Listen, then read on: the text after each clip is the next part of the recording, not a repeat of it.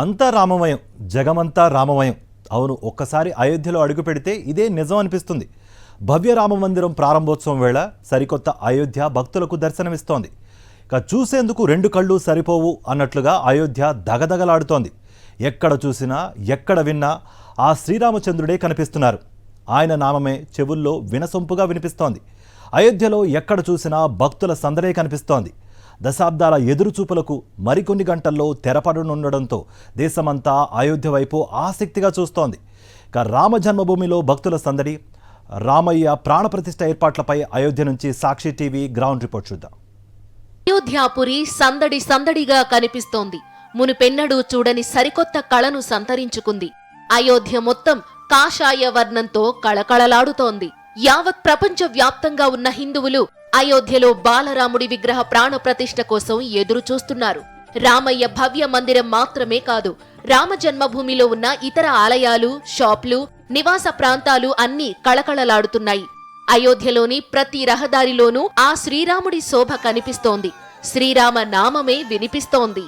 So Ayodhya అంతా బాలరాముడి ప్రతిష్టకు సంబంధించి పూర్తి స్థాయిలో ఏర్పాట్లు జరిగినాయి. అయోధ్యకు సంబంధించిన ప్రతి అణువణువు ఎక్కడ చూసినా సరే రాముడికి సంబంధించినటువంటి విగ్రహాలు, రాముడి చిత్రపటాలు, రామబాణానికి సంబంధించినటువంటి గుర్తులతో మొత్తం అయోధ్యాపురి అంతా కూడా నిండిపోయినటువంటి దృశ్యాలను మనం ప్రత్యక్షంగా చూస్తున్నాం. ఇదంతా కూడా హనుమాన్ గడికి వెళ్ళేటువంటి దారి. ఇక్కడ నుంచి మనం కొద్ది దూరంలో వెళ్ళినట్లయితే అయోధ్య ధామ్, రామ్ మందిర్, రామ్ లల్లా మనకు కనబడుతుంది. సో ఎక్కడ చూసినా ఆధ్యాత్మికత అనేది ఉట్టిపడుతుంది. మనం ఇక్కడ ఉన్నటువంటి షాప్స్కి సంబంధించి ఇట్లా మూసివేసిన తర్వాత మనకు కనబడవచ్చు. అక్కడ వెంకటేశ్వర స్వామికి సంబంధించినటువంటి నామాల్ని మనం చూస్తున్నాం. సో అదేవిధంగా ఆంజనేయునికి సంబంధించినటువంటి జై శ్రీరామ్ అంటూ, తర్వాత శ్రీరామునికి సంబంధించినటువంటి బాణం అనేది ఒక గుర్తుంటుంది. ఏదైనా సరే ముక్కుసూటిగా చెప్పాలి, ముక్కుసూటిగా ఉండాలి అనేందుకు చెప్పేటువంటి రామ బాణానికి సంబంధించినటువంటి గుర్తులు కావచ్చు. మనం చూసుకోవచ్చు లతా మంగేష్కర్ చౌక్ నుంచి ఇటు హనుమాన్ గడికి వెళ్ళేటువంటి దారి, తర్వాత ఇక్కడ నుంచి మనం రామ జన్మభూమి అయినటువంటి రామ్ మందిర్కి వెళ్ళేటువంటి దారి, ఇదంతా కనబడుతుంది. ఇక అయోధ్యలో ప్రతి గోడపై కనిపించే చిత్రాలు భక్తుల్ని మంత్రముగ్ధులను చేస్తున్నాయి. ఈ వీధుల వెంబడి ఏ గోడలపై చూసినా, షాపుల షట్టర్లపై చూసినా జై శ్రీరామ్ నినాదాలే కనిపిస్తున్నాయి. అంతేకాదు, రామాయణ ఇతివృత్తాన్ని తెలిపేలా కళాఖండాలు అబ్బురపరుస్తున్నాయి. చూపు తిప్పుకోనివ్వకుండా చేస్తున్నాయి. రహదారి వెంబడి కనిపించే ప్రతి గోడ ఒక అద్భుతమైన కళాఖండాన్ని తలపిస్తోంది. అయోధ్య నగరంలో ఆధ్యాత్మికత ఉట్టిపడేలా చిత్రాలు, ఫ్లైఓవర్లపై పెయింటింగ్ వేస్తున్నారు కళాకారులు. రామాయణంలో ప్రతి ఘట్టం అందరికీ అర్థమయ్యేలా కళ్లు తిప్పుకోనివ్వకుండా అత్యద్భుతంగా చిత్రాల రూపంలో మలిచారు. అయోధ్యకు చేరుకునే భక్తులు, పర్యాటకులు ఈ కళాకృతులను చూస్తూ ముందుకు కదులుతున్నారు. రెక్క తెగిపడిపోయిన జటాయుని రాముడు తన ఒడిలోకి తీసుకుని ఏం జరిగిందో తెలుసుకుంటున్న దృశ్యాన్ని ఇలా అందమైన మ్యూరల్ రూపంలో ఈ మ్యూరల్ మనకి కనిపిస్తుంది. మ్యూరల్ రూపంలో దీన్ని పూర్తిగా రూపొందించారు. లక్ష్మణుడు నీరు తెచ్చి ఇవ్వడం, రాముడి ఒడిలో జటాయు, ఇదంతా ఈ మ్యూరల్ సారాంశం. అయోధ్య నగరంలో కరెక్ట్ గా గుడిని దాటి మొదటి ప్రాకారానికి వస్తున్నప్పుడు ఈ జటాయు గుర్తుని కూడా ఉంచడానికి నిర్ణయించారు. ఆ పనులు కూడా ఇప్పుడు పూర్తవుతున్నాయి. సో ఈ రామ పదం మొత్తం ఇలాంటి మ్యూరల్స్ మనకి చాలా కనిపిస్తాయి. రామాయణంలో ఉండే అనేక ఘట్టాలు దర్శనమిస్తాయి. రామాయణంలో ఉండే గాథల్లో ఒక ముఖ్యమైన గాథ మన అందరికీ తెలిసిందే. సీతమ్మ వారిని చూసొస్తాను అని చెప్పి ఆంజనేయుడు బయలుదేరతాడు కదా.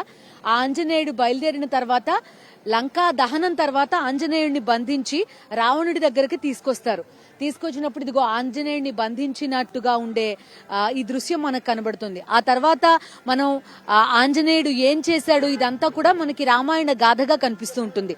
అటువంటి ఒక అద్భుతమైన మ్యూరల్ ని ఇక్కడ రూపొందించారు.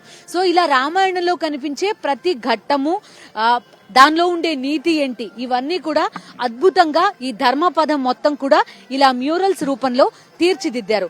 కేవలం రామాయణం తెలుసుకోవడమే కాకుండా మనిషి తన జీవితంలో రామాయణాన్ని ఎలా అన్వయించుకోవాలి, రాముణ్ణి ఎలా ఫాలో కావాలి, ఇలాంటి అన్ని అంశాలు తెలియజేసే విధంగా ఈ రామ్ పద్ మొత్తం కూడా ఇలాంటి మ్యూరల్స్ మనకు కనిపిస్తూ ఉంటాయి. ఇప్పటికే భవ్య మందిరంలో ప్రతిష్ఠించబోయే రామ్లల్లా విగ్రహం అయోధ్యకు చేరుకుంది. భక్తుల జయ జయ ధ్వానాల మధ్య వాహనంలో ఆలయ ప్రాంగణానికి తీసుకొచ్చారు. గర్భాలయంలోని వేదికపైకి చేర్చారు. ఈ నెల 22న ప్రాణ ప్రతిష్ఠ కోసం ఘనంగా ఏర్పాట్లు చేస్తున్నారు. ప్రాణ ప్రతిష్ఠకు ముందు జరగాల్సిన క్రతువులను శ్రద్ధగా నిర్వహిస్తున్నారు. ఇక విద్యుత్ లైట్ల కాంతుల్లో రామయ్య భవ్య మందిరం కనువిందు చేస్తోంది. భారతీయ సంస్కృతి ఉట్టిపడేలా ఆలయాన్ని అలంకరించారు. మరోవైపు అయోధ్యలోని ఇతర ఆలయాల్లోనూ అదే శోభ కనిపిస్తోంది. అయోధ్యలో అణువణువు భక్తి పారవశ్యంతో పులకించిపోతుంది.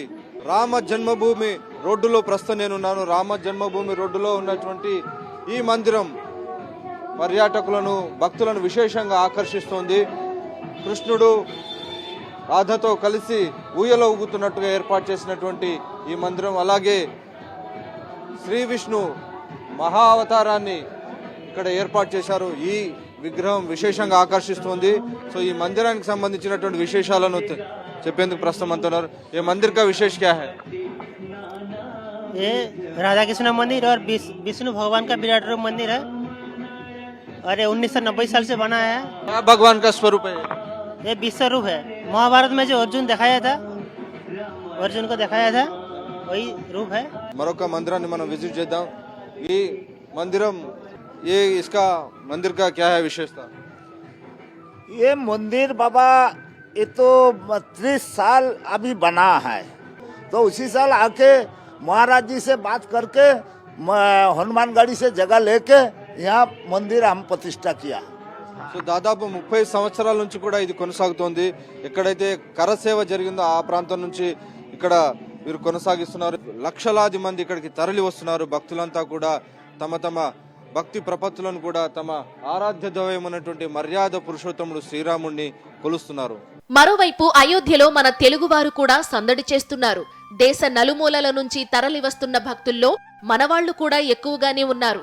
దశాబ్దాల ఎదురు చూపుల తరువాత మళ్లీ ఆ అయోధ్య రామయ్యను చూడబోతున్నామన్న ఆతృత, సంతోషం వాళ్ల కళ్లల్లో స్పష్టంగా కనిపిస్తోంది. అనిపిస్తుందండి ఇక్కడికి రావడం అనేది, రాముడిని చూడడం అనేది? సార్ మేము చాలా అదృష్టంగా భావిస్తున్నాము. మేము ఎందుకంటే శ్రీరాముల వారు మనము ఎంతో అభిమానించే దేవుడు. మనము ఇక్కడికి రావడము మా అదృష్టం. మాకు 22 తారీఖు నాడు దర్శనం లేకపోయినా కానీ మేము ఇక్కడ ఉన్నందుకు, ఈ స్థలంలో ఉన్నందుకు, ఈ పవిత్ర స్థలంలో మేము ఇక్కడ ఉన్నందుకు మేము చాలా చాలా సంతోషంగా ఉన్నాం సార్. బాలరాముని చూస్తున్నారు కదా, ఎట్లా అనిపిస్తుంది? మాది అదృష్టం అనుకుంటామండి. మళ్ళీ మేము చూస్తాము చూడము, ఎందుకంటే ఆల్రెడీ మేము 73 సంవత్సరాలు ఉన్నాం, బార్డర్లో ఉన్నాం. అసలు ఇటువంటిది మాకు కలిగిందంటే భగవంతుని లీల. అసలు ప్రతిష్ట 22 కానీ నిన్నటి నుంచే పండగ వాతావరణం ఇక్కడ అనిపించింది. చాలా సంతోషంగా ఉంది. మొత్తంగా అయోధ్య వెలిగిపోతోంది. నాటి వైభవం కళ్లకు కట్టినట్టు కనిపిస్తోంది. భక్తులకు సరికొత్త ఆధ్యాత్మిక అనుభూతిని పరిచయం చేస్తోంది.